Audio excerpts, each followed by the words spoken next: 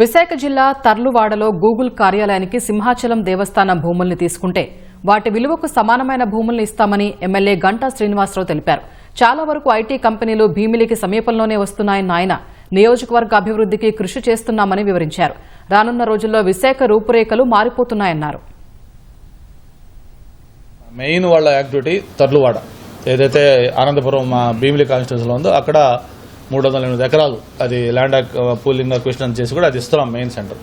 దాంతోపాటు అడివరం రాంబెల్లి 2 చోట్ల కూడా పెట్టాలనుకుంటున్నారు. దాని మీద ఆల్రెడీ ప్రభుత్వం అక్కడ సింహాచలం సంబంధించి కూడా ఇవ్వాలనుకుంటున్నారు.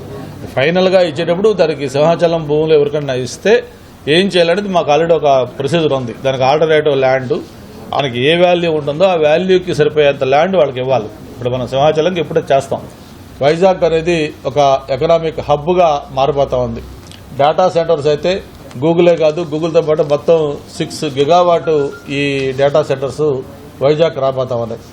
మొత్తం ఇందులో మెజారిటీ ఐటీ కానీ టూరిజం కానీ ప్రాజెక్టులన్నీ కూడా మన భీమిలి నియోజకవర్గంలో వస్తూ ఉన్నాయి. స్థానిక శాసనసభ్యులు నాకు కూడా చాలా ఆనందంగా ఉంది. మా కార్పొరేటర్లు కానీ మా నాయకులందరూ కూడా ఎప్పటికప్పుడు దానికి సహకరిస్తూ ఉన్నారు. భవిష్యత్తులో భీమిలి అనేది ఒక మోడల్ నియోజకవర్గం చేయడం కోసం అందరం కూడా కృషి చేస్తాం.